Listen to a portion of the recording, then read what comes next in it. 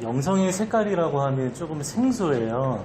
우리가 뭐 성격 검사, 뭐 기질 검사 이런 거는 좀 많이 있는데 영성에 관해서는 우리나라에 많이 알려져 있지 않았죠. 그런데 천주교에서는 영성 관련된 연구가 많았고요. 또 이제 또 외국에서는 영성과 관련된 전문가들이 좀 많이 있다 이런 이야기를 듣는데 뭐 대표적인 사람이 이 책의 저자인 게리 토머스가 있고요.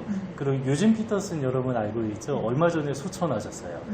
그런데 이제 유진 피터슨도 이제 영성과 관련해서 이렇게 좀 뭐라고 해야 될까요? 그 대가 아니면 전문가 뭐 이런 사람들이 있는 거예요. 근데 아직은 우리나라에는 그런 사람들이 좀 많이 없다. 그래도 조금 아쉬운 면이 있는데 어쨌든 이렇게 좀 그래도 번역서 통해서 이런 게 좀 알려져서 그나마 조금 다행이다. 뭐 그런 생각을 좀 하게 됩니다. 이게 성격이 다르듯이 영성의 색깔, 영성의 종류도 다르다. 그러니까 이 영성이라는 거는 하나님과 친밀해지는 어떤 관계를 말하거든요. 그런데 하나님과 친밀해지는 방식이 사람들마다 조금씩 다르다. 이렇게 이야기를 하는 겁니다. 우리가 예전에 좀 돌아보면 여러분 공부하는 방법이 다 다르죠. 뭐 어떤 사람들은 막 중얼거리면서 이렇게 공부하는 사람이 있고 어떤 사람은 내가 다른 사람을 가상의 학생을 놓고 가르치면서 혹은 어떤 말 이렇게 칠판에 쓰면서 뭐 이렇게 좀 공부하는 사람들마다 다 달라요. 약간 시끄러운 곳에서 공부가 잘 되는 사람이 있고 완전히 조용해야 공부가 잘 되는 사람이 있고요. 뭐 저 같은 경우는 이제 뭐 이런 종이를 반으로 나눠가지고 정말 이렇게 아주 요약만 했어요. 그래서 아주 중요한 이렇게 단어를 쓰면 그 단어와 관련된 것들이 좀 연상이 될 만한 중요한 것들을 이렇게 좀 요약식으로 하고 그거 가지고 달달달달 외우고 그리고 이제 시험 보고 뭐 이랬던 기억이 있어요. 근데 그게 하나의 좀 습관이 되어서 그런 식으로 좀 공부를 했었거든요. 사람마다 이렇게 좀 다 다르다는 거예요. 근데 제 친구는 공부하는데 한국식의 교육이 굉장히 잘 안 맞았던 친구가 있어요. 고등학교 때 굉장히 친했던 친구인데 저 비슷하게 국어를 좋아했어요. 그런데 책을 읽는데 저는 한번 이렇게 시작하면 끝까지 읽어야 되거든요. 그런데 그 친구는 읽다 마는 거예요. 그리고 다른 책을 또 읽는 거야. 읽다 말고 다른 책 읽고 말고 막. 그런데 어른들이나 다른 사람 보기에 그거 별로 좋은 책 읽기가 아니다 이런 얘기를 되게 많이 들은 거예요. 그래서 그 친구도 약간의 조금 이렇게 자격지심이 있었는지 그래도 나는 결국에는 다 본다라고 하면서 내 방식은 이렇다 이렇게 이야기를 하더라고요. 근데 결국에 우리나라 교육하고 잘 맞지 않으니까 수능을 되게 못 본 거예요. 근데 못 봐서 이제 강남대 뭐 이렇게 별로 알아주는 데가 아니잖아요. 그런데 어쨌든 강남대를 갔어요. 근데 거기에서 공부를 뭐 이렇게 제대로 안 하고 그냥 어떻게 우연한 기회에 캐나다로 유학을 가게 됐어요. 근데 거기에서 이제 좋은 교수님을 만나가지고 추천을 받아서 영국의 옥스퍼드로 갔어요. 옥스퍼드에서 석박사를 하고요. 독일에서 또 공부를 했어요. 그래가지고 그러니까 한국에 돌아왔는데 그 친구가 서울대에서 그러니까 좀 이렇게 연구위원으로 좀 일하기도 하고 뭐 한림대나 뭐 여러 곳에서 이렇게 좀 강사, 초빙 연구위원 이런 거 하다가 지금 어디에 있냐 고려대 교수로 있어요. 저하고 지금은 연락 안 하는데 어쨌든 몇 년 전에 한번 좀 만나서 뭐 그런 이야기를 했던 기억이 있는데 저보다 공부를 못했어요. 그런데 지금은 그렇게 아주 잘하더라고요. 그러니까 공부의 방식이 달랐는데 잘 맞는 곳으로 이렇게 좀 갔던 거죠. 그래서 영성도 마찬가지인 것 같아요. 그래서 이게 한국교회 전통적으로 영성을 기르려면 이렇게 해야 된다라는 어떤 규격화된 것들이 있잖아요. 거기에 맞지 않으면 굉장히 좀 불편해지는 그런 경우들이 내가 틀렸나? 이렇게 생각이 드는 거예요. 근데 제가 그랬어요. 근데 제가 오랫동안 여의도 순복음교회에 있으면서 대형 교회인데 대형 교회라면 굉장히 다양한 사람들이 모여 있을 거 아니에요. 그러면 다양한 사람들의 그 다양성을 존중해 줘야 하는데 그 모든 다양성을 다 파묻히고 한 영성의 방향으로 이제 이끄는 거죠. 영성의 방향뿐만 아니라 이제 하나의 은사를 너무 지나치게 방언 이것만 이렇게 강조하는 그런 교회였죠. 근데 그러한 분위기 속에서 제가 적응해 보려고 정말 노력을 많이 했고 또 리더를 하면서 또 앞장서서 그러한 일들을 막 열심히 많이 했었어요. 그런데 저는 한 20년 이상 그 교회 다니면서 결국에 끝까지 적응이 안 됐다. 이런 좀 생각이 들었어요. 그런데 그 교회에 나오면서 제가 이 책을 만나게 된 거예요. 이 책을 만나고 엄청난 자유함을 느끼게 됐어요. 아, 사람마다 좀 다양하구나. 그리고 하나님이 나에게 부여하신 어떤 영성의 색깔, 영성의 종류가 있구나. 그러면서 이 사람들은 이렇게 하지만 근데 내가 이렇게 하나님 만났다고 너도 나처럼 이렇게 말할 수 없잖아요. 저는 아까 또 이렇게 봉찬이 얘기하면서 간증을 별로 좋아하지 않는데 간증의 폐해가 그런 거예요.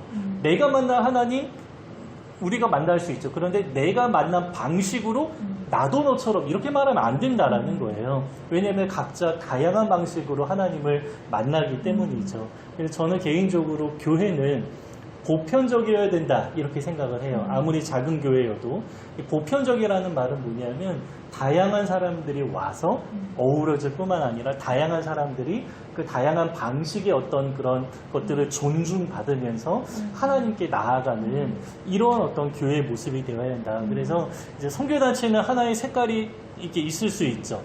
하나의 어떤 목표를 위해서 달려가기 때문에 여기에 동의하지 않는 그리스도인들은 그 선교단체에 가입하지 않아도 구원이나 여러 문제가 전혀 없어요. 그래서 선교단체는 어떤 색깔이 분명할 수 있습니다. 그 색깔에 동의하고 맞는 사람들이 갈 수 있어요. 그런데 교회는 그러면 안 되죠. 교회는 모든 사람들이 함께 와서 누구나 아주 편안하게 있어야 하는 열린 공동체이죠. 그래서 교회가 어느 하나의 색깔을 갖는다. 이거는 저는 조금 좀 문제가 있는 것이 아닌가. 물론 그럴 수 있어요. 왜냐하면 이제 은사도 좀 다양한데 고린도 교회 은사하고 로마서에도 은사가 있죠. 근데 로마 교회 은사하고 조금 달라요.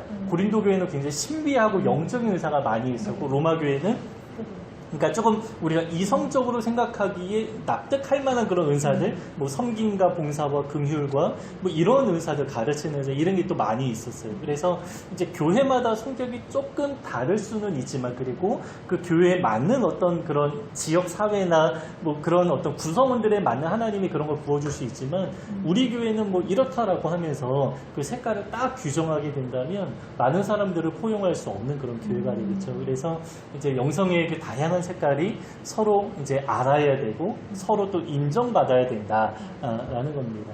얼마 전에 그 하늘소망교회 이장원 목사님을 만나고 왔는데요. 그 목사님이 그러시는 거예요. 자기는 이렇게 굉장히 정신이 없다라고 하는 거예요. 그래서 이거 하다가 저거 하다가 하면서 이렇게 설교도 준비하고 강의도 준비하고 하면서 제가 아까 말했던 그 친구가 좀 생각이 나더라고요. 굉장히 비슷한 성향으로. 그런데 이제 그런 성격이 되게 정신없는 것처럼 보이지만 어떤 면에서 보면 좀 천재적인 기질도 좀 있다라고 하더라고요. 그래서 이제 자기만의 어떤 그런 방식, 뭐 설교를 준비하는 방식이 저와 그분이 완전히 달라요. 그런데 자기만의 방식으로 그렇게 하나님께 좀 나아가는 것이죠. 근데 우리도 이제 하나님께 나아갈 때 나만의 방식을 좀 찾아가는 것이 좀 좋겠다. 그래서 이제 이 책이 좀 이렇게 우리한테 좀 도움이 많이 되지 않을까, 뭐 그런 생각을 좀 하게 됩니다. 그러면 이제 영성이란 무엇인가? 뭐 처음에 정의가 나오죠. 우리가 하나님과 관계 맺는 방식이다. 하나님과 가까워지는 방식이다. 이제 어떤 사람은 이 방식으로 하면 하나님과 막 친밀함과 얘기 느끼기 어려운 사람들이 있어요. 근데 자기의 방식을 찾으면 너무 자유해요. 너무 좋아요. 그래서 그 방향대로 막 가면 하나님과 가까워지고 친밀해지는 느낌을 좀 받는다라는 거죠. 그래서 이런 것들을 우리가 좀 잘 알아가야 되는 그런 필요가 좀 있겠다. 그런 생각을 좀 하게 됩니다.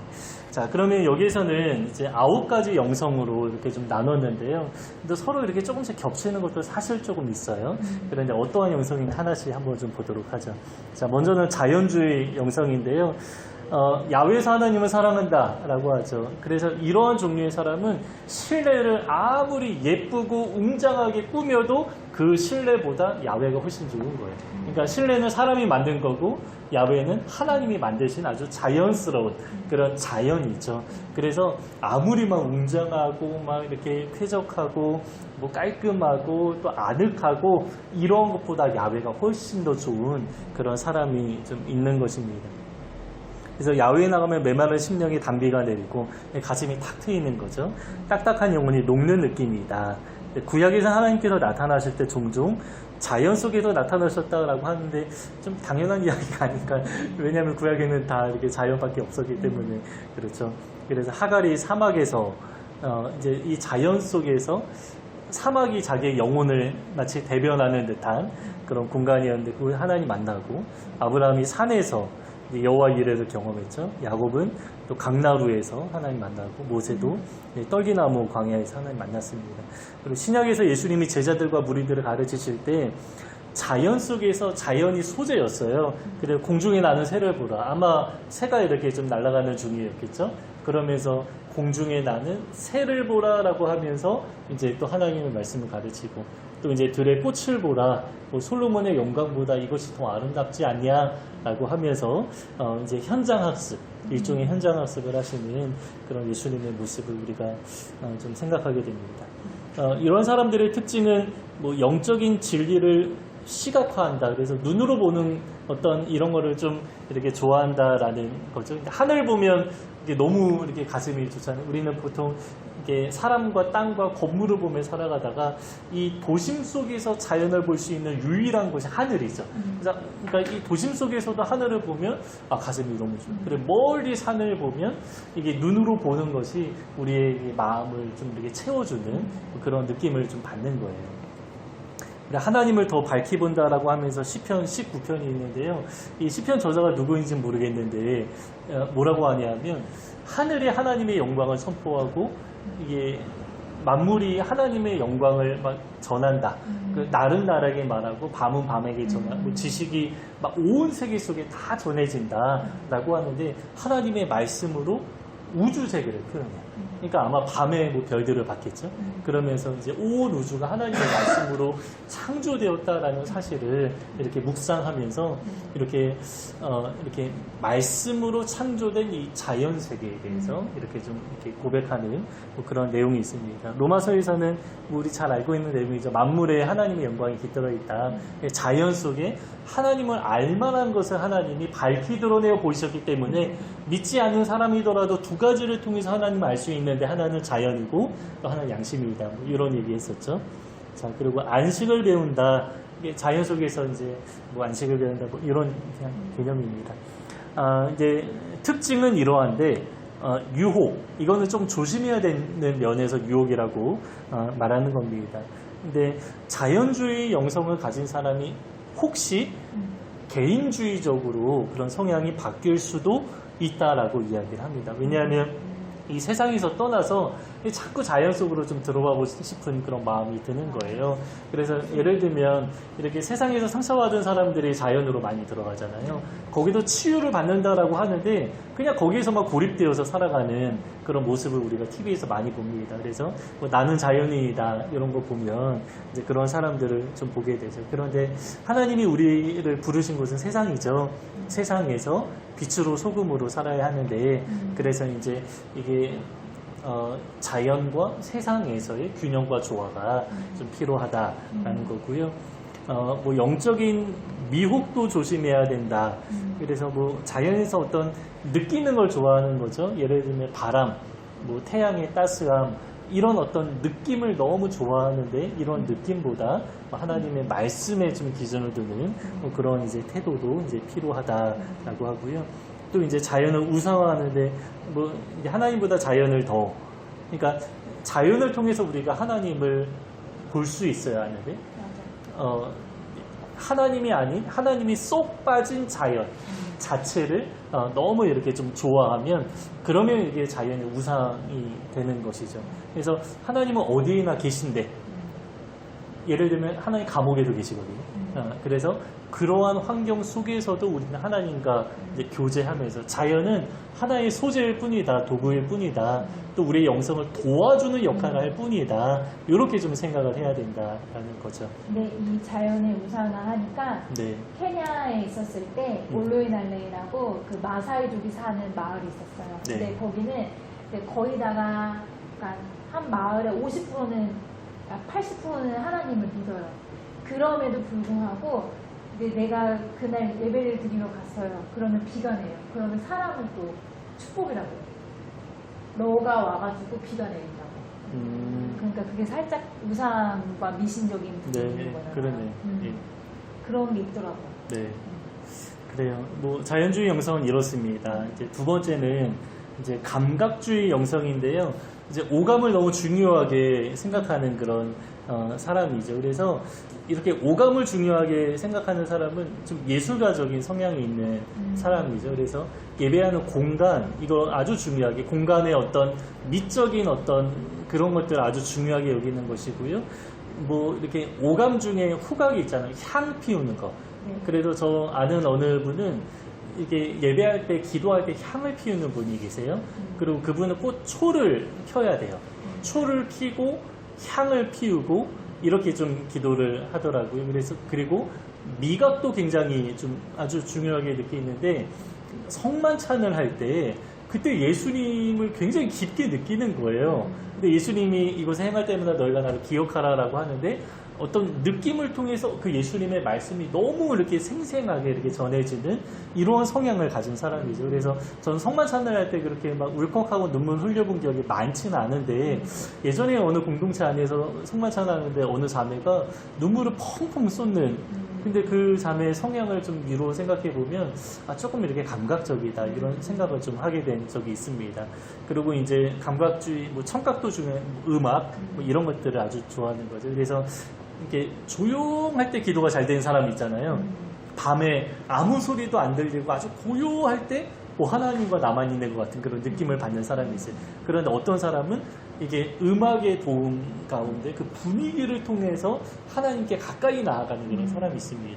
둘 중에 뭐가 뭐 좋다 나쁘다 이거 아니에요. 성향이 이렇게 좀 다르다라는 겁니다. 그래서 이거를 우리가 잘 알면 기도할 때 내 성향을 맞춰서 기도 이렇게 할 수가 있겠죠. 그런 환경을 만들 수 있겠죠.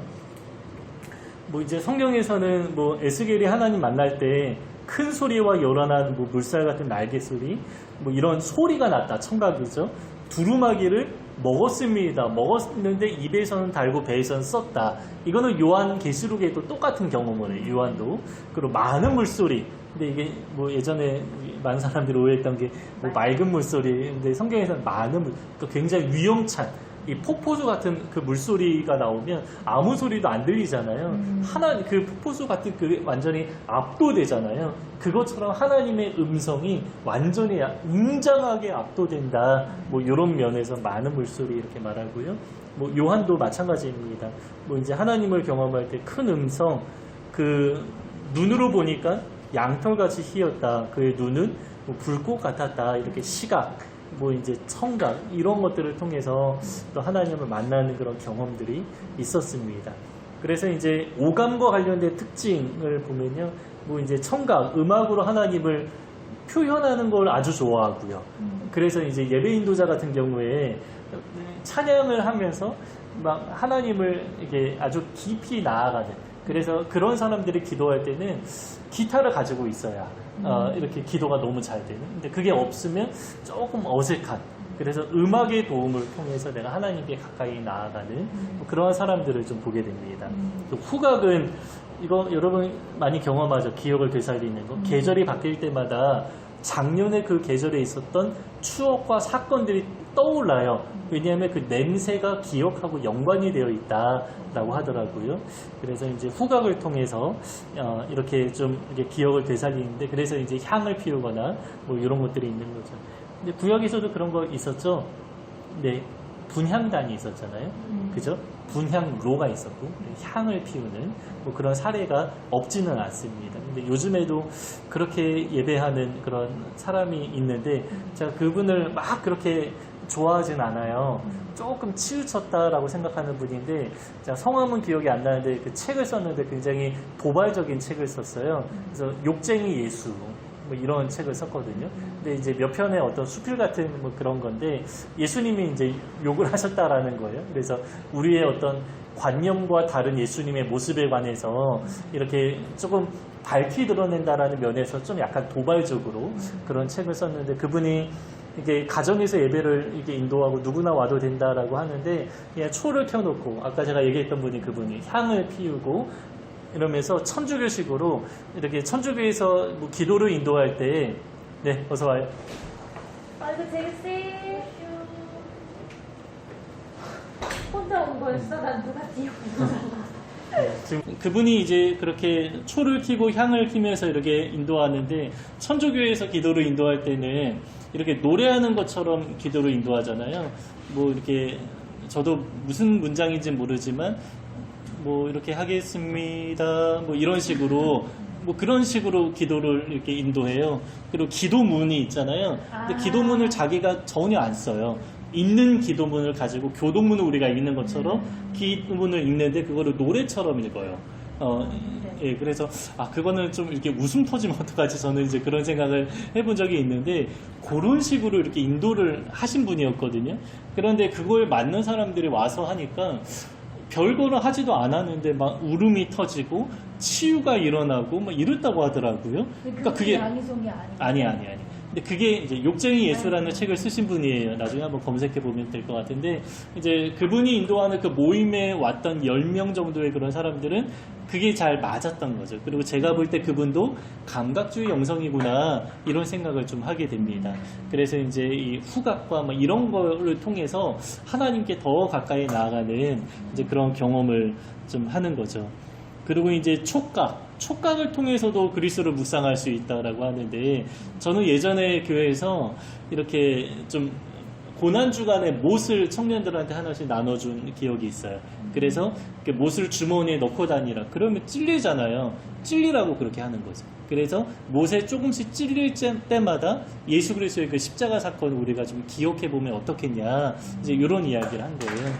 그 리차드 포스터의 기도라는 책을 보면 이게 하나님을 향해서 수시로 이제 기억하는 어떤 습관이 너무 필요하다. 그래서 뭐 냉장고에 뭘 붙여놓고 나만의 규칙을 세우는 거죠. 그거를 볼 때마다 하나님을 생각하고 잠깐 기도를 올려드리는 이게 이제 영성에 굉장히 도움이 된다라고 하는데 이것도 마찬가지죠. 뭐 이렇게 조금씩 찔릴 때마다 이게 내 삶의 어떤 규칙처럼 예수님의 십자가를 이렇게 생각하고 묵상하면 이제 그런 사람들은 그게 조금 더 깊이 이렇게 다가오는 뭐 그런 경험을 좀 하게 되겠죠.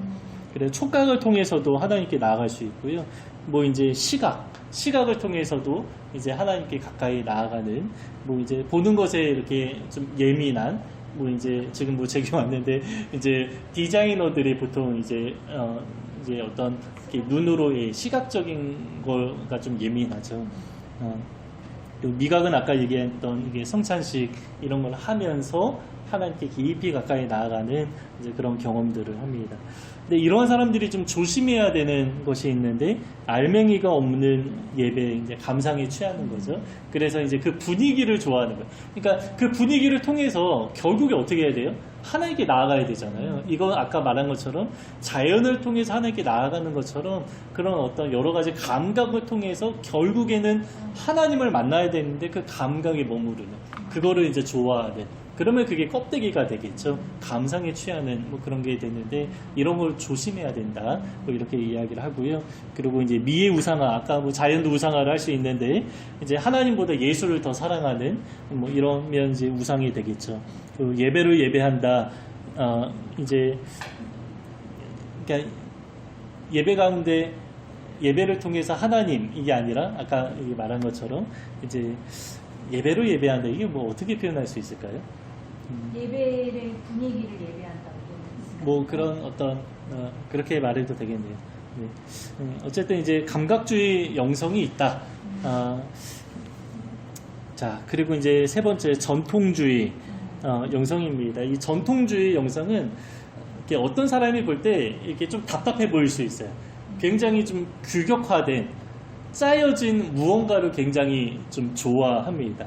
정해진 금식, 정해진 기도 시간, 뭐 이런 것들을 아주 중요하게 이해하는 그런 사람인데 이러한 종류의 사람은 그것을 통해서 자유함을 느낍니다. 다른 사람은 이게 굉장히 답답하고 불편하게 느끼지만 이거를 정해놓을 때 자유함을 느끼는 그러한 사람이 있다라는 거죠. 자, 설명을 보면요. 의식과 상징으로 하나님을 사랑한다. 그러니까 뭐 우리가 예배할 때 예전에 이런 얘기 들었어요. 예배 뭐 이렇게 순서나 형식이 뭐가 중요하냐. 근데 이제 저는 그때 얘기한 게 그 형식에 의미가 굉장히 많이 담겨 있다. 이거는 정말 중요하다. 형식적이지 않으면, 그러니까 형식적으로 되면 안 되지만, 형식이 남으면 안 되지만, 그 안에 담긴 의미가 너무 소중하다. 뭐 이런 식으로 제가 한번 좀 이야기를 했던 그런 기억이 있습니다. 그러니까 이제 어떤 그렇게 이제 이야기를 했던 사람은 뭐 순서나 이런 것보다 그냥 아주 자유하게 하나님을 예배하고 싶은데 그게 나한테 틀이 되는 거죠. 그게 이제 나한테 좀 답답하게 느껴졌던 그런 사람이었던 것 같아요. 그런데 이제 어떤 사람은 그 순서와 형식에 굉장히 중요하게 이해하고 거기 안에 담긴 의미를 많이 느끼고 이러한 사람들이 있다라는 겁니다. 그래서 아브라함도 예배할 때 어떤 형식을 갖췄죠. 단을 쌓았고요. 모세도 흙으로 번제단을 쌓았고, 뭐 에스라는 금식하고 제사 지냈고요. 율법을 낭독하는 어떤 순서, 형식 이런 게 있었습니다. 예수님도 정해진 때에 회당에 늘 이제 가셨습니다. 그래서 이런 어떤 의식과 상징이 하나님께 나아가는 통로가 된다라고 이야기를 합니다. 특징을 보면요, 이제 이런 의식, 예배 형식 뭐 이런 것들 아주 중요하고. 상징적인 어떤 물건이나 이런 것도 아주 좋아하는 그런 사람입니다. 그래서 이제 십자가, 어떤 사람은 그냥 십자가 볼 때 별로 이렇게 감흥이 없어요. 그럼 어떤 사람은 이 십자가를 이게 손에 쥐고 다니고 싶고 집에 꼭 이걸 붙여놓고 싶어하는 그러한 사람이 있죠.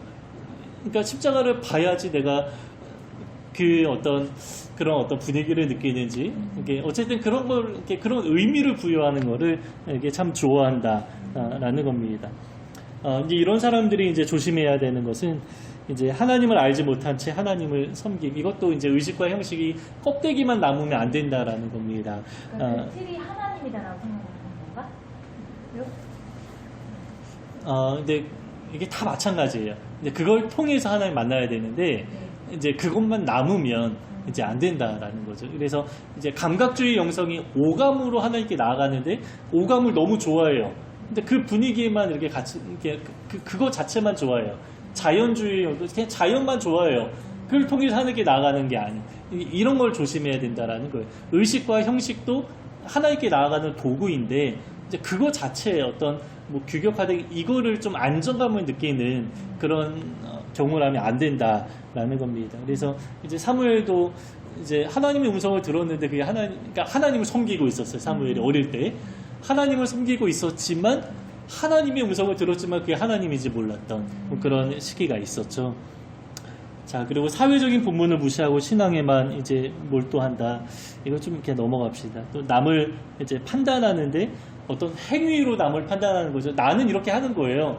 나는 금식 너무 좋아해요. 나는 새벽 예배 너무 좋아해요. 그런 새벽 예배 성실하게 다니다 보면 생기는 그 위험이 있죠. 나 다 왔네? 근데 저 사람은 이날은 안 오고, 이날은 오고, 다 이렇게 좀 평가하는 어떤 그런 것들이 은연 중에 생기는 경우가 굉장히 많다라고 하더라고요.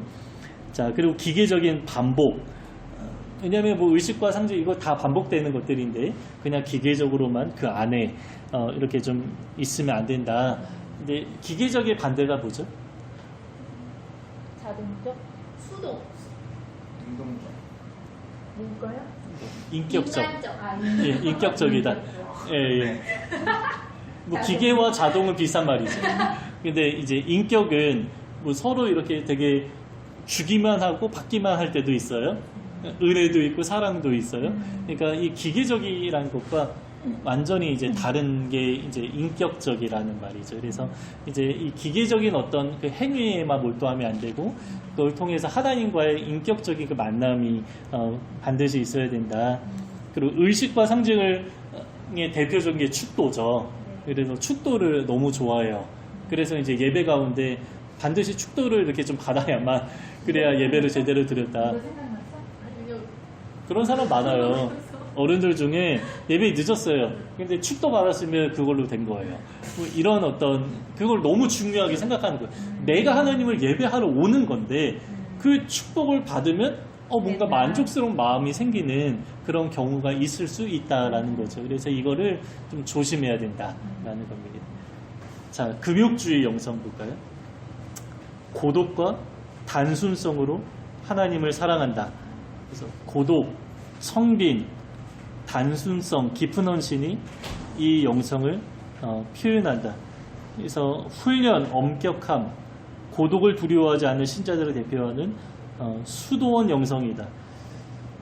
저는 이 글을 이게 요약된 거거든요. 근데 이 글을 읽을 때 내 얘기네. 그러니까 저도 이제 혼자 고독하게 있는 시간 참 좋아했고요. 그리고 이제 저는 이제 사람들한테 내가 누구인가 표현할 때 저는 단순합니다. 이 단순하기 때문에 정리를 하고 뭐 이제 생각이나 이런 것들을 뭐 정리. 어쨌든 저를 표현할 때 단순함으로 저는 주로 이렇게 표현하기도 하고 그랬거든요. 그래서 굉장히 좀 나하고 맞는 어떤 그런 이야기다. 그리고 여기서 수도원 영성이다라고 이야기를 했는데 제가 가장 제 인생에서 가장 행복하고 좋았던 시기가 언제였냐면 에스라에서 기숙사 생활을 할 때 어떤 사람 그거 굉장히 힘들어했거든요. 근데 저는 그 1년의 기숙사 기간이 저한테는 정말 이렇게 날아다니는 듯한 근데 저는 한 번도 일탈을 해본 적이 없거든요. 근데 예, 그러니까 너무 좋아서 그 짜여진 그 모든 그런 시간들이 저한테는 너무 좋았어요. 그래서 거기는 사실은 예, 기도 시간이나 이런 게 없거든요. 근데 자유롭게 기도하라라고 이야기를 했는데 저는 반드시 시간을 딱 정해놓은 이게 전통주의하고도 연결이 돼 있어요. 시간을 정해놓고 기도를 하고 이랬는데 그게 저한테는 너무나 좋았던 그런 이제 1년의 그런 삶이었습니다. 그래서 1년을 마무리하고 나서는 굉장히 조금 아쉬웠던 뭐 그런 기억이 있는데 어쨌든 뭐 이렇게 좀 이렇게 유사한 그런 느낌이지 않나. 그래서 그 제가 고등학교 때 바퍼라는 책 여러분 혹시 아세요? 네, 최일도 목사님이 네, 바퍼라는 책을 썼는데 그게 굉장히 유행했어요. 근데 거기에 보면 이제 수녀와 결혼을 하시잖아요. 이제 목사님이. 그런데 그래서 이제 뭐 수도원과 관련된 뭐 그런 이야기들이 거기 좀 간혹 써 있었어요. 수녀분하고 결혼했었어요? 네. 네. 근데 이제 그분은 이제 좀 시각적으로 좀 많이 열려있는 분이었고 장신대 출신이지만 그래도 굉장히 열려있는 아주 좀 급진적인 그런 분입니다. 그런데 어쨌든 천주교가 전혀 문제가 되지 않는다라고 생각하는 분이세요. 그런데 제가 그분의 생각을 일부 동의하고 그렇지 않은 면도 있긴 한데 어쨌든 이제 거기에 이제 수도원과 관련된 뭐 그런 이야기가 있었는데 그 내용을 읽을 때마다 나 그렇게 살고 싶다. 막 그런 고등학교 때 생각을 좀 해본 그런 기억이 아직도 남아있을 정도라면 제가 좀 사모했던 그런 삶이었는데 결국 에스라에서 뭐 짧은 1년의 기간이었지만 그게 참 좋았다. 그러면 저한테 굉장히 맞는 삶이었구나. 이거를 나중에 제가 좀 확인하게 된 거죠. 그래서 뭐 여기 보면 다른 기질보다 더 많이 문화에 역행한다. 이게 제가 좀 그렇죠. 근데 문화에 좀 잘 예. 네, 뭐 따라가지 못하는 예. 나시린 세례요한 예수님의 삶에 잘 나타나고요. 철야, 새벽기도, 침묵, 금식, 순종, 뭐 일, 기도원, 단순한 삶, 고난을 견딘 뭐 이런 것들이 이제 금욕주의 영성을 잘 표현한다라고 합니다. 그래서 뭐 대표적인 성경은 예레미야 애가 막 금식하고 애통하는 그런 모습이고 다니엘도 홀로 이제 다른 타국에서 이제 오랫동안 신앙생활을 했죠. 그래서 이런 사람들이 특징이 이제 고독, 혼자 떨어져 하나님과 깊이 동행한다. 이 고독과 외로움은 다르죠. 외로움은 수동적인 거고 고독은 내가 적극적으로 홀로 있는 시간을 추구하는 게 고독이죠. 근데 이런 거를 추구한다라는 거예요. 그래서 따로 있다라는 의식을 통해 내면의 실존을 산다. 그래서 공동체를 통해서 하나님 앞에 더 가까이 나아가는 물론 우리는 그렇게 해야 되지만 그래서 혼자 있을 때 또 이제 하나님과 더 가까이 또 이제 그런 경험들을 한다라고 하고요. 이런 사람들에게 도시는 감옥이고 고독은 낙원이다. 오감이 방해되어 감각을 차단한다. 아까 했던 이야기예요. 그래서 감각주의 영성을 가진 사람은 뭔가 틀어놓고 기도를 해야 돼요. 개인적으로 함께 나아갈 때. 그런데 이러한 종류의 사람들은 그냥 이제 밤에 아주 고요한 그 시간을 너무 좋아해요. 왜냐하면 하나님과 단둘이 있는 것 같은 그런 느낌을 받기 때문이죠. 그래서 그때 이제 기도하는 것이 마음에 아주 깊은 진실한 한마디 한마디를 이렇게 토해내게 되고 그러면서 하나님과 친밀함을 누리는 그런 성향이다라는 겁니다. 그런 엄격하다, 말보다 행동을 강조하고요. 뭐 타인에 대해 너그럽지만 자신에 대해 엄격하다. 자, 조심해야 되는 게 있습니다. 개인적인 경건을 지나치게 강조하는 것. 그러니까 우리는 공동체잖아요. 근데 아까 제가 영성학자 중에 유진 피터슨이 좀 이게 아주 대표적이다라고 했는데 이게 소천하셨는데 그분의 진짜 남긴 것들이 너무 많아요. 메시지 성경을 비롯해서 뭐 책도 엄청 많이 쓰시고요. 또 그분이 공동체를 굉장히 강조했어요. 그래서 그분이 이런 유명한 말을 남겼는데요. 우리는 공동체를 통해서만 하나님을 볼 수 있다. 좀 저는 이게 굉장히 감동이었어요.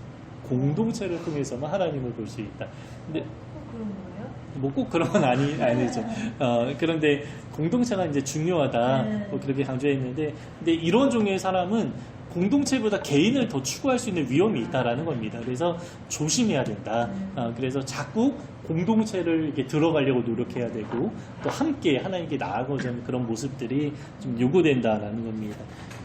그리고 이제 고통을 위해서 고통을 구함, 이게 그 자체를 즐기는 거죠. 막 금식하고 뭐 이런 것들을 통해서 하나님께 가까이 나아가는 것이 아니라 그냥 내가 그냥 이게 카타르시스 같은 거를 느끼는 거예요.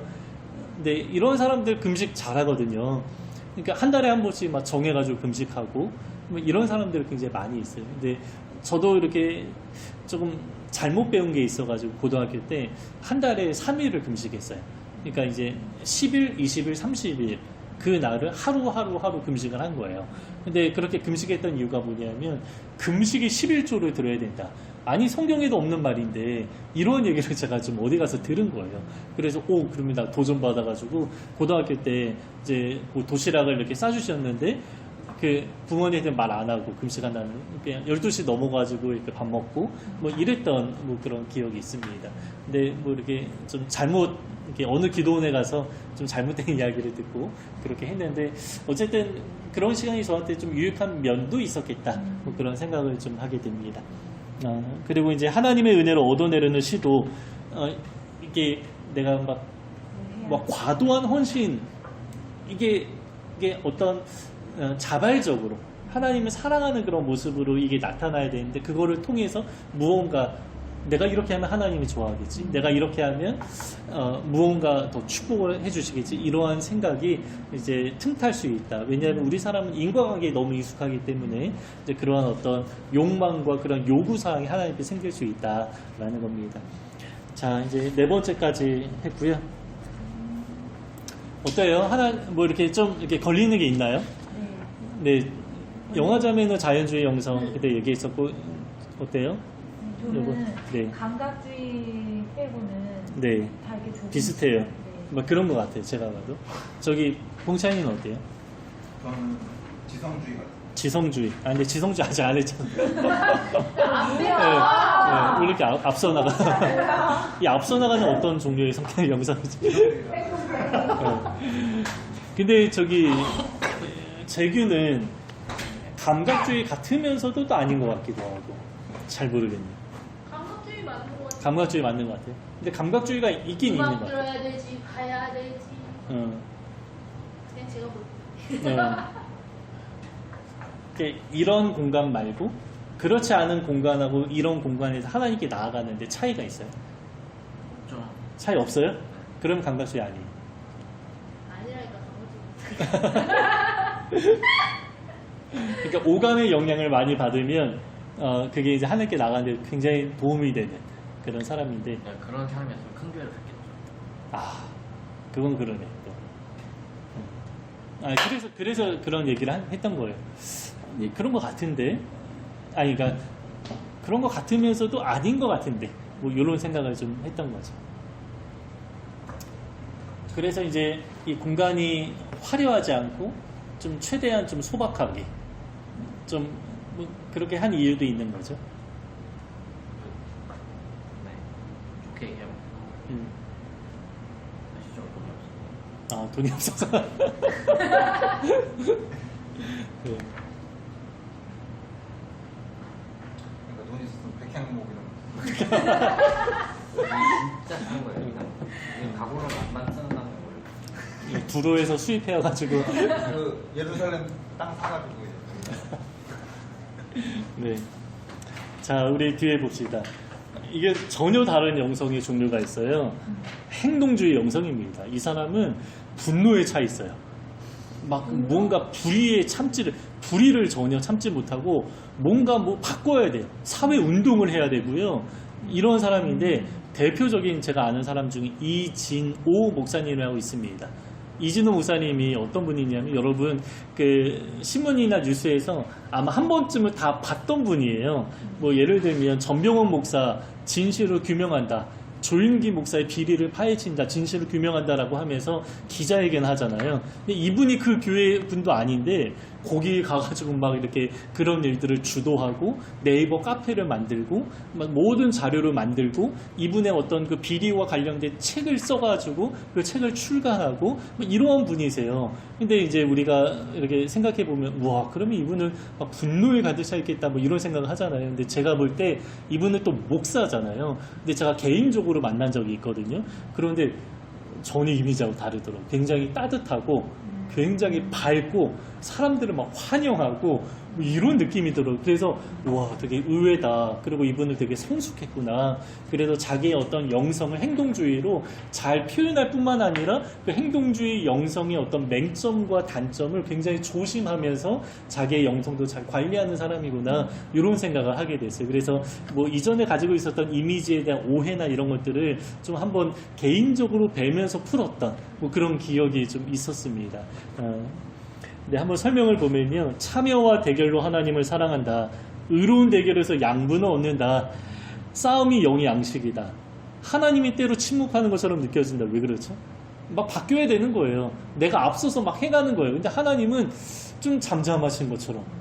이거 반드시 사회운동이 일어나야 되고 이게 바뀌어야 되는데 하나님 일하지 않는 것처럼 느껴지는 그런 거죠. 사회개혁을 위한 작업을 한다. 과오와 악에 대해 적극적으로 대결한다. 영적 모험의 욕구가 크다.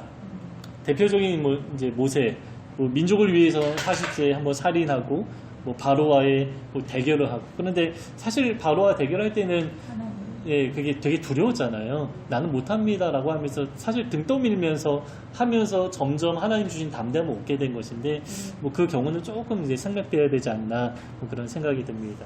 근데 엘리야 같은 경우는 갈멜산에서 이렇게 대결을 하는데 와, 이거는 좀 보통의 강심장이 아니면 할 수 없는 거죠.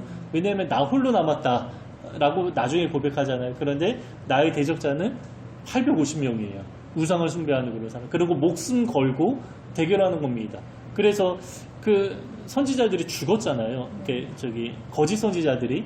그러니까 이게 참 재밌는 거예요. 과거에 다윗과 골리앗 싸울 때 골리앗 죽었다고 완전히 패전했다라고 다 인식하고 다 죽는 이런 사건과 비슷하게, 그러니까 신의 대결이었기 때문에 엘리야하고 바알 선지, 아세라 선지자들하고 싸웠을 때 하나님이 여기 편을 들어주니까 이 엘리야 혼자 남았지만 백성들이 엘리야의 편에 서서 이 사람들을 죽이죠. 그래서 이제 신의 대결, 영적인 대결 때문에 그런 일들이 나타난 건데 어쨌든 목숨 걸고 이러한 일들을 이제 감행하는 거죠.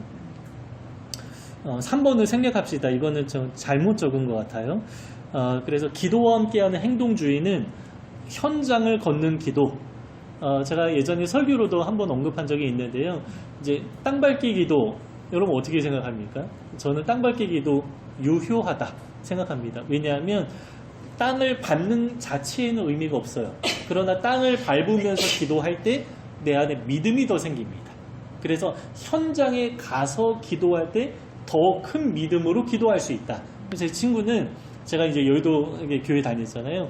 여의도를 돌아다니면서 뭘 위해 기도했냐? 정치계를 위해서 막 기도하던 그런 친구가 있었어요. 그러니까 땅을 밟으면서 막 국회의사당 가면서 기도하니까 현장감이 있는 거예요. 그리고 더 하나님 앞에 막 간절하게 막 기도할 수 있는 그런 믿음이 좀 생기는 거죠. 그래서 땅밟기 기도 저는 괜찮다. 실제로 이제 요즘에는 땅밟기가 없는데 한 10년, 20년 전만 해도 땅밟기가 많이 있었죠. 근데 영국에서 그 땅밟기 기도 예수 행진 이런 거 많이 했었고요. 또 한 10년 전에는 온누리 교회하고 인터콥하고 이렇게 연합해가지고 이제 저기 예루살렘에 땅밟기 막 예수 행진 막 이런 걸 하기도 했는데 그게 이제 뭐 그게 무슨 의미냐 이렇게 말할 수도 있는데 저는 의미가 있다. 그래서 함께 하나님을 그 현장에 가서 예배하고 평화를 외치고, 실제로 예루살렘에 가서 그 일을 한 거는 이제 유대인들하고 이제 무슬림과의 어떤 그 팔레스타인과의 그 되게 그 좀 적대감이 되게 많잖아요. 그때 이제 그들을 위한 어떤 평화 행진, 그러니까 이름이 평화 행진이었어요. 그래서 이제 그곳에서 그거를 위해서 기도했던 거는 저는 의미가 있다. 뭐 그런 생각을 좀 합니다. 어쨌든 이렇게 현장에서 이렇게 좀 기도하는 그런 사람들 있고요. 그리고 이제 중보 기도를 하는데 이제 이 사람은 성경만 가지고 막 중보 기도를 하지 않아요. 그래서 한 손에는 성경을, 한 손에는 신문을, 자, 이거 누가 한 말이죠? 예, 칼바르트라는 신학자가 좀 했던 말이에요. 그래서 우리가 성경도 알아야지만 세상도 알아야 된다. 그래야 우리의 갈 길을 정확하게 이제 알 수 있다. 그래서 이제 이 세상에 대해서 신문을 늘 보면서 이제 기도하는 이제 이러한 사람들이 좀 있습니다. 자, 이런 사람들의 이제 조심해야 되는 게 판단하는 태도, 또 야망과 성적인 부도덕. 이게 좀 행동주의 영성을 가진 사람들이 좀 이게 열정이 있잖아요. 그 열정이 삐끗하면 야망이 되거든요. 그래서 빌립보서 2장 13절에 너희 안에 행하시는 하나님이시니 자기 기쁘신 뜻을 위해 너희로 소원을 두고 행하게 하신다 라고 하는데 이 소원이 내 소원인지 하나님의 소원인지 우리가 잘 분간하기 어려울 때가 참 많이 있어요. 그리고 내 열정인데 어떻게 보면 야망 한 끗 차이로 야망처럼 이렇게 야망으로 또 이렇게 넘어갈 때가 있고, 그리고 어떤 열정이 또 이제 어떤 이렇게 성적인 문제로 또 이렇게 불타오르는 뭐 이런 어떤 좀 경우도 좀 있는 것 같습니다. 그래서 이러한 종류의 사람이 이런 부분에 넘어질 수 있다라고 하고요. 뭐 이제 엘리트 의식과 이제 적이 막 싸우자 뭐 이런 태도를 가지고 있고요. 뭐 활동과 통계 수치에 집착한다. 그러니까 이게 활동을 하는 거는 눈에 보이는 활동, 가시적인 활동이잖아요. 가시적인 결과도 나야 된다. 라고 생각을 하는 겁니다.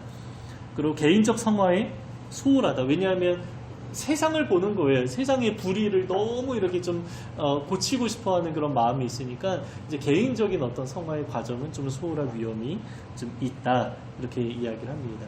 그래서 네, 이게 이제 행동주의 영성이 있고요. 자, 박애주의 영성, 이거는 이제 이웃을 사랑하는 그런 마음인데요. 저는 천주교 안에서도 하나님 만난 사람도 있다라고 믿거든요.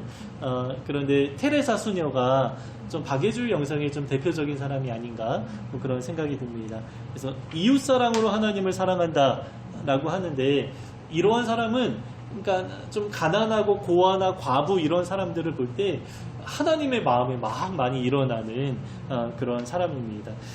저 아는 형이 전 이 얘기할 때마다 그 형이 생각이 나는데 그분은 이제 식당을 운영하는 분이세요. 이제 아버지 가업을 이어받은 거죠. 근데 이제 그 재료나 뭐 이런 것들이 또 많이 남기도 하고 공수하는데 어려움이 없으니까 토요일마다 100인분의 그 국밥을 만들어요. 그래서 서울역에 가서 늘 이렇게 좀 이렇게 노숙자분들한테 대접을 하는데 대접할 때마다 그 노숙자분들의 눈을 보래요. 눈을 보면 예수님이 보일 거래요. 그런데 아무리 봐도 예수님이 안 보여요. 저에게는 안 보여요. 이게 무슨 말이지? 이해가 안 되는 거예요, 저한테는. 그런데 그분은 보인대요. 그걸 봐야 된대요. 근데 그분한테 박애주의 영성이 있었던 거예요. 그러니까 이제 이웃 사랑이고 하나님 사랑이잖아요. 그러니까 하나님의 형상이 이웃 가운데 담겨 있고 그 이웃을 이렇게 섬기면서 하나님을 섬기는 게 너무 자연스럽게 연결되는 그러한 사람이 바로 박애주의 영성, 이렇게 사랑이 좀 이렇게 넘치는 그런 영성을 가진 사람입니다. 자, 그래서 이제 가난한 자, 병든 자, 궁핍한 자들의 눈을 들여다보며 하나님의 형상을 본다. 남을 돌보는 것은 일종의 예배다. 하나님을 사랑하는 가장 뜻깊은 일 중에 하나가 다른 사람을 사랑하는 것이다. 자, 뭐 성경의 인물로 모르드게가 에스더 아주 이렇게 잘 이렇게 챙겼는데요. 뭐 예수님도 늘 소외된 사람들 챙겼잖아요. 굶주리고 뭐 이제 고아 과부들 뭐 챙겼습니다. 뭐 그래서 이러한 사람들은 이러한 활동을 많이 합니다. 죄수, 이제 자매 결혼 맺는 거죠. 네, 구조대, 야학봉사, 미혼모, 노숙자, 뭐 집수리, 뭐 가난한 사람들을 위한 뭐 이러한 어떤 행동들을 이렇게 섬기는 이런 것들을 참 좋아하는 그런 사람이 이제 박애주의입니다. 자, 조심해야 되는 거는 이제 남들을 이제 판단하는 그런 태도가 있을 수 있고요. 이기적인 동기로 남을 섬김, 뭐 이렇게 남을 섬기면서 다른 사람의 유익을 구한다라고 하는데 사실은 자기를 위해서 그렇게 하는 경우가 있을 수 있다라는 거죠. 그러니까 뭐 자존감이 굉장히 낮은데 그걸 좀 보상받기 위한 그 행위를 통해서 내 자존감을 좀 높이기 위한 뭐 그러한 태도로 그러한 일을 할 수도 있다. 뭐 편협한 뭐 이제 정의 그래서 뭐 이제 사랑으로 모든 걸 이제 감싸면 안 되는데 이제 어떤 네, 정의라는 어떤 그 개념을 조금 이렇게 좀 되게 작게 생각하고 사랑이 너무 중요하다. 정의보다 사랑, 이게 행동주의하고 좀 거의 반대죠. 행동주의는 정의와 공의 막 이런 것들을 자꾸 추구하는데 박애주의는 그거는 뭐 별로 관심이 없어요. 그냥 이제 사랑이면 충분하다. 근데 우리가 전에 이야기한 것처럼 사랑과 진리가 같이 있어야 되는 거죠. 그래서 사랑과 진리가 입맞추는 곳이 하나님의 나라 이런 표현이 성경에 있나요? 있는 것 같은데 찬양으로는 그런 찬양을 제가 들어본 기억이 있거든요. 근데 사랑과 정의가 입맞추는 이런 게 있어야 되는데 이제 사랑을 너무 추구하는 그리고 측근 사람을 무시한 아니 박애주의인데 어떻게 측근 사람 무시하죠? 왜냐하면 밖에 있는 사람들 중에 너무나 가난하고 그러니까 내 주변 사람 어느 정도 살아요.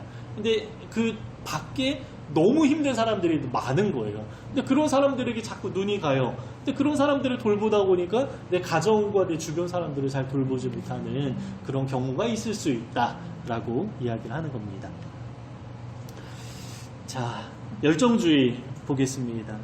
아까 이제 감각주의가 오감이다라고 했는데 열정주의는 물론 오감도 연결이 되는데 굉장히 좀 초자연적인 신비한 그러니까 이제 감각주의는 우리 모두가 경험하는 거잖아요. 오감은 모든 사람에게 있는 거예요. 그런데 열정주의는 그거를 초월한 이제 신비한 것들을 자꾸 추구하는 그런 사람을 이제 열정주의라고 이야기를 합니다. 그래서 초자연적인 형태의 신앙과 아울러 신비와 축제 예배를 드린다. 그래서 기적, 막 어떤 나타나는 현상 이런 것들을 자꾸 이렇게 추구하는 그런 이게 종류의 사람들이 있습니다. 그래서 보통 이제 성령 운동하는 사람들이 자꾸 이런 거 추구하죠. 오늘도 이제 아내하고 이렇게 처형하고 이렇게 만나면서 뭐 얘기도 하고 막 그랬는데, 이제 과거에 이제 그런 종류의 공동체에 한번 또 이렇게 좀 이렇게 보기도 했던 거예요. 그런데 저도 그런 종류의 사람들을 공통적으로 아는 그런 몇몇 사람들, 신사도 운동하고 성령 운동하고 뭐 그런 사람들이 일단의 무리가 있습니다. 그런데 막 금리빨 바뀌고 그리고 이게 금가루가 떨어지고 그런데 실제로 봤다라는 거예요. 근데 그런 어떤 경험들이 실제로 일어나고 막 이렇게 쓰러지고 넘어지고 막 이런 것들 맞을 수 있고 아닐 수 있습니다. 저는 완전히 부인하진 않지만 어떤 거는 조금 사탄의 역사도 있다라고 우리가 조심스럽게 생각해야 되는 부분이 있는데 그 현상을 너무 좋아해요. 그 현상에 막 놀라면서 그거를 자꾸 추구하는 그런 사람들이 좀 있다라는 거죠. 그래서 제가 이제 우리가 하나님 믿는 신앙은 제가 초상식이라는 말을 이제 주로 이제 사용을 하는데 초상식이라는 표현은 뭐냐면 상식에 기반을 하는 거예요. 상식에 기반을 해서 상식을 초월하는 것이 있을 수 있고 없을 수 있다라는 것이 우리의 신앙입니다. 그런데 몰상식이면 안 되겠죠. 이거를 이렇게 좀 배제하면 안 된다라는 거예요. 그래서 자꾸 이제 신비한 이런 것들만 추구하면서 살아가면 좀 우리가 안 된다라는 그런 거죠. 그러면 이제 그런 사람들은 결국에 좀 잘못된 게 빠지는 경우들이 꽤 있더라고요. 자, 뭐 이런 열정주의 영성을 가진 사람들은 막 다윗처럼 온몸으로 예배한다. 그리고 이제 창조라는 단어 굉장히 좋아합니다. 그래서 이게 막 창조적이다. 뭐 이런 표현들 많이 하고요. 또 이제 아이라는 저기 선교단체에서는 예배할 때 막 뛰는 거 기본입니다. 아이야? 아이엔. 뭐 거기도 있고 아이압도 있고요. 근데 네, 막 달리면서 얘기하고요. 막 예배당을 막 이렇게 달리면서 뛰고요. 깃발이 엄청 큰 깃발이에요. 이걸로 막 흔들면서. 원래 깃발은 전쟁 때 사용하는 거잖아요. 그래서 제가 한번 물어봤어요. 근데 진희경이라는 그 지금 목사가 되신 분인데, 이제 그분한테 예전에 그분은 선교단체 간사였거든요. 근데 예배할 때마다 깃발을 가져오는 거예요. 연합 이게 예배였는데. 근데 그 깃발의 의미가 뭐냐라고 물어봤는데, 이게 제가 좀 답변은 잘 기억이 안 나요. 그런데 이게 전쟁의 상황에서 그 당시에 사용했던 깃발을 가지고 뭐 예배하기도 하고 이렇게 사용했던 것이지. 근데 사실 우리 뭐 전쟁이나 이런 게 없는 상황에서 깃발을 들고 막 이렇게 하는 게 우리한테 익숙하지 않은데, 이제 어떤 그런 상징적인 행위나 뭐 이런 것들을 굉장히 좀 좋아하는, 굉장히 창조적으로 예배하고, 이게 어떤 기존의 질서와 틀 이런 것보다는 아주 창조적인 거를 막 즐거워하는 그런 종류의 사람들이 이제 열정주의입니다. 이런 사람들은 굉장히 좀 순진한 면도 있고, 그래서 아이들 아주 좋아하고요. 머리와 손과 힘과 기술을 통하여 창조한다. 자, 특징이 있습니다. 꿈, 굉장히 좀 예민하게 받아들이고요. 또 이제 늘 기대감이 있어요. 그래서 불가능한 상황에서 어떠한 역사를 이루신 하나님을 기대하는, 그런 어떤 기적을 기대하는, 뭐 이루어지지 않을 것 같은 일들을 막 하나님 이루실 거다라고 믿고 바라보면서 살아가는 뭐 그런 경우들이 있고요. 아주 신비하게 하나님의 기도에 응답하시는 것들을 굉장히 좋아하고, 이런 간증. 그래서 이제 제가 아는 어느 이제 목사님이 춘영교회가 굉장히 좀 전통적인 교회인데, 거기에 부목사로 계셨던 김욱이라는 목사님이 있거든요. 그분의 설교를 들어봤는데 설교가 1시간이었어요. 근데 그 중에 50분이 어젯밤 꿈 이야기였습니다. 그게 하나의 말씀이라고 말씀을 이렇게 전하는 거예요. 근데 그런 경우들이 있었는데, 제가 조금 부정적으로 이야기를 했지만 조금 조심해야 되는 부분이 있다라는 면에서 이야기를 합니다. 그래서 이제 경고를 보면요, 금지된 영적인 현상이 있습니다. 뭐 점을 보거나 어떤 이제 꿈도 이렇게 조심해야 되는 면이 있는데, 이런 거를 좀 우리가 좀 분별해야 되고요.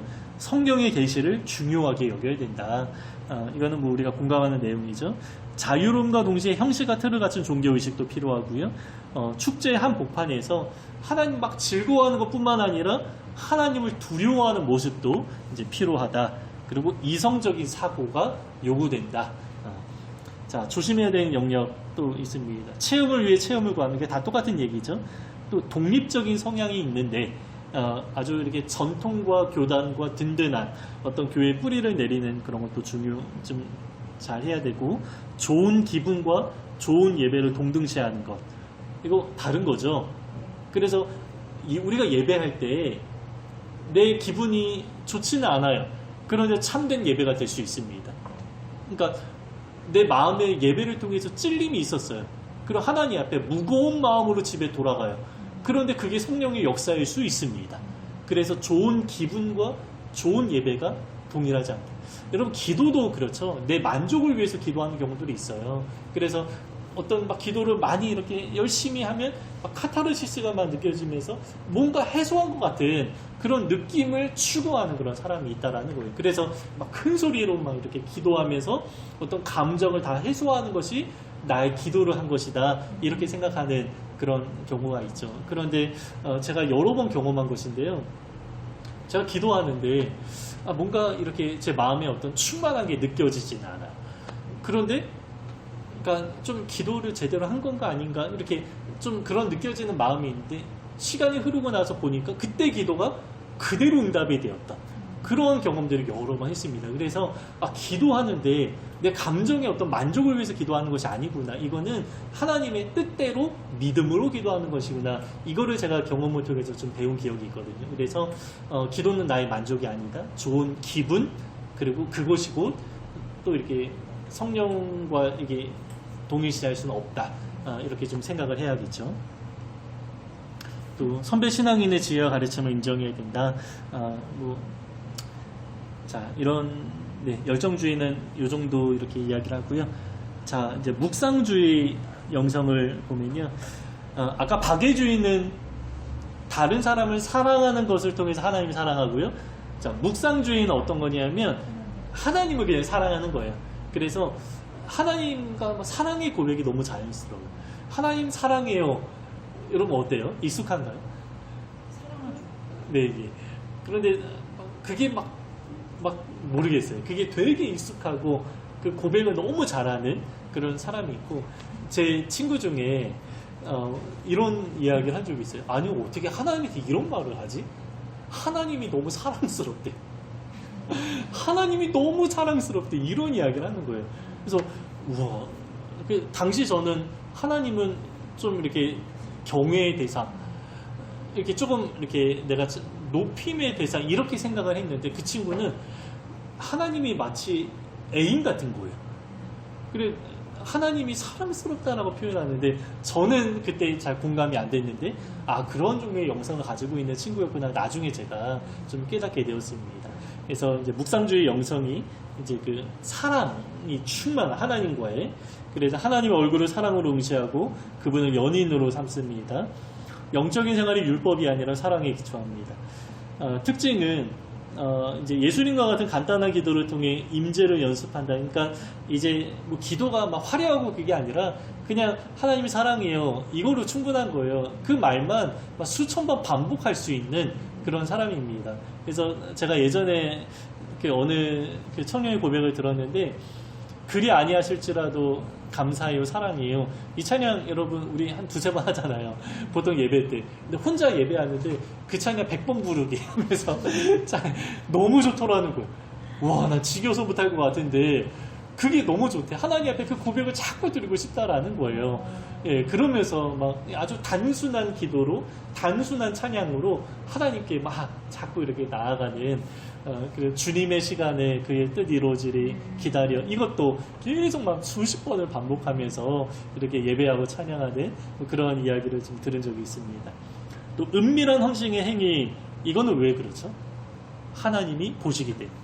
그러니까 나와 하나님과의 관계가 너무 긴밀하고 막 그러니까 다른 사람이 알아주지 않아도 전혀 상관없는 거예요. 그래서 아주 은밀하게 이게 헌신하고 하나님 앞에 나아가는 그런 모습이 나옵니다. 그리고 이제 기도의 주도권이 주님께 있는데 그 이유는 당연하죠. 하나님이 사랑하니까 하나님이 나를 지배해달라.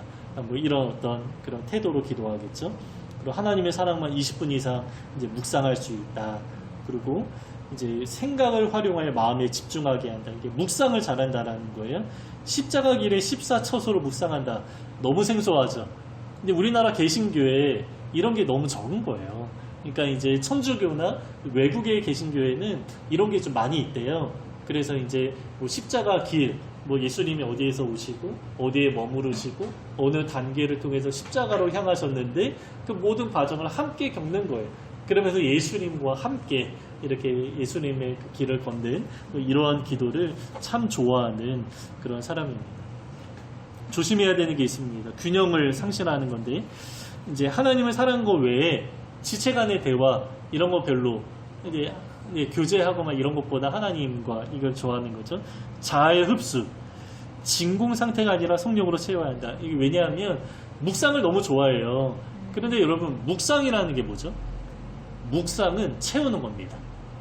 그런데 묵상이 자칫 명상으로 바뀔 수 있습니다. 명상은 뭐죠? 명상은 비워내는 겁니다. 근데 명상을 이게 비워내면 어떻게 돼요? 영혼에는 진공 상태가 없습니다. 뭐든지 채워지게 돼 있어요. 그래서 TV나 막 이런 것들로 우리의 마음을 채우면 하나님이 들어올 수가 없어요. 신문이나 세상의 것들을 채우면 하나님이 들어오지 못해요. 말씀으로 채우면 다른 것들이 채워지지 못합니다. 그러니까 영혼에는 진공 상태가 없는데 이걸 비워내잖아요. 그러면 다른 것들이 아주 자연스럽게 들어올 수밖에 없다. 그래서 이게 조금 이렇게 영적이고 조심해야 되는 이야기지만 이제 이게 악한 영의 통로가 될 수도 있는 거예요. 그래서 명상은 조심해야 됩니다. 이게 요가하면서 이게 명상을 한다라고 하잖아요. 명상을 통해서 마음이 고요해진다라고 하는데 그게 다 속임수 같은 거예요. 성경에 그런 이야기가 있죠. 이렇게 귀신이 나갔는데 다 청소를 했어요. 근데 청소를 깨끗하게 하고 귀신을 내보냈어요. 그런데 7 귀신이 들어왔다. 이런 표현이 있어요. 그러니까 이 청소를 하고 깨끗하게 할 뿐만 아니라 그 자리에 하나님 모셔야죠. 모셔야지 이제 악한 영들로부터 이게 조금 이게 자유하게 되는데 그냥 깨끗하게만 하는 것으로는 안 된다. 그러면 계속 반복될 뿐이에요. 그래서 이 명상과 묵상의 가장 큰 차이가 그런 면입니다. 그래서 우리가 명상을 정말 조심해야 되고 그리고 우리 기독교의 행위는 묵상이라고 하는데 묵상하면서 뭘 하죠? 그냥 가만히 묵상하면서 이렇게 하나요? 그거 아니죠. 묵상은 우리가 말씀을 보는 거예요. 말씀을 곱씹는 게 묵상입니다. 그래서 성경에서 우리가 묵상한다라고 하는 그 이제 구약의 그 단어를 보면 이 읊조리는 것을 묵상한다라고 해요. 그래서 뭔가 그냥 가만히 비우는 게 묵상이 전혀 아닙니다. 그래서 이제 명상과 이거를 좀 우리가 잘 구별할 필요가 있습니다. 뭐 덕을 잇는다. 이건 이웃과의 교제가 조금 이게 부족하다라는 거고, 영적인 체험에 중독되는 것도 조심해야 된다. 자, 마지막으로 지성주의 영성입니다. 생각으로 하나님을 사랑하고요. 새로운 것을 깨달을 때 경배의 마음이 솟고요. 도전적인 구절이나 개념을 가지고 몇 시간 동안 씨름하고요. 새로운 것을 배우지 못하면 그분과의 교제가 정체된 듯한 느낌을 가집니다. 그래서 이제 이런 사람은 공부하는 거 너무 좋아해요. 아까 이제 봉찬 형제가 이제 지성주의라고 했는데, 이제 공부하는 시간을 이게 좋아하는 거죠. 그래서 이제 그 공부를 통해서 하나님께 가까이 나가는 이런 거를 이제 경험하는 겁니다. 저도 이제 지성주의 이게 영성이 있는데, 이제 책 읽고, 뭐 지금은 제가 많이 읽지는 못하지만, 이제 20대, 30대 초반까지는 이 책을 너무 좋아했어요. 또 이렇게 신대원에 가서 신학을 공부하는 게 저한테는 너무 막 행복하고 막 자유하고 너무 좋은 그런 시간들이었습니다. 그리고 한 가지의 어떤 단어 가지고도 막 이렇게 그 단어 가지고 이렇게 앉아가지고 막 몇 시간씩 막 공부하고 씨름하고 이런 것들을 아주 좋아했어요. 그래서 저는 이제 과거에 국어를 좋아했고, 저희 형은 수학을 아주 잘했는데, 형은 이게 수학 문제 하나 가지고 막 씨름을 하는 거를, 근데 저는 몇 시간 동안 그거 가지고 하는 게 뭐가 좀 이게 전 그런 생각을 했거든요. 근데 그걸 하는 걸 너무 좋아하는 거예요. 그래 나중에 보니까 제가 다른 방식으로 이제 한 단어를 가지고 막 공부하고 막 이런 것들 막 씨름하고 이런 것들을 좀 좋아하더라고요. 그래서 이제 뭐 그런 형의 마음을 나중에 뭐 공감하기도 했는데, 이제 지성주의 영성을 가진 사람들은 이렇게 이제 말씀을 통해서 하나님 알아가는 것을 참 좋아하는 그런 사람입니다. 그래서 이 특징을 보면 다 학문과 관련되어 있어요.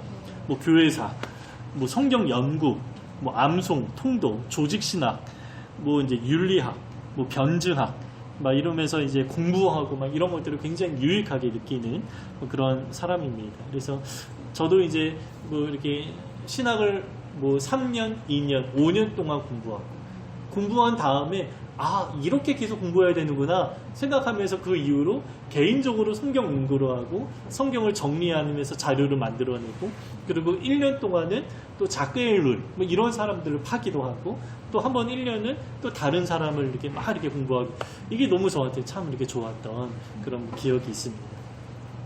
자, 이런 사람들이 조심해야 되는 게 있는데, 이제 변론을 좋아한다. 논쟁하는 거 너무 좋아하는 거예요. 그래서 그냥 뭐 별로 중요하지 않는데 아주 세밀하게 이건 맞고 이건 아니고 막 이런 식으로 이렇게 중요하지 않은 거 가지고 자꾸 이렇게 논쟁을 하는 그런 태도가 좀 있을 수 있다. 근데 이게 이제 내가 공부한 거를 자꾸 좀 표현하기 위한, 드러내기 위한 어떤 교만함의 표현일 수도 있다라는 겁니다. 그리고 행동이 없는 지식. 그래서 이제 지식만 가지고 있을 뿐만 아니라 그게 삶으로 드러나야 되는데 이제 머리만 커지는, 그래서 지식이 교만하게 한다라는 성경 구절이 있고요. 그러나 우리가 하나님을 알아가기 힘써야 된다라는 성경 구절도 있습니다. 그래서 하나님을 알아가는 것 자체는 잘못된 것이 아니지만 태도가 굉장히 중요하다. 그래서 알면서 끝나면 안 되고 우리 삶에 이렇게 잘 적용해야 된다. 이제 교만과 관련된 것들도 이렇게 조심해야 된다. 이렇게 이야기를 합니다. 자, 지금까지 이제 9가지 영성을 함께 이렇게 공부를 했는데요. 자기에게 맞는 것들을 하나하나 좀 체크를 해보고 내가 맞는 방식으로 이제 하나님과의 그 통로를 뚫는 거예요. 그러면서 조심해야 되는 영역도 우리가 알고 있다면 좀 바르게 하나님과 좀 교제하는 그런 삶을 앞으로 살아갈 수 있겠다. 그런 생각을 좀 하게 됩니다.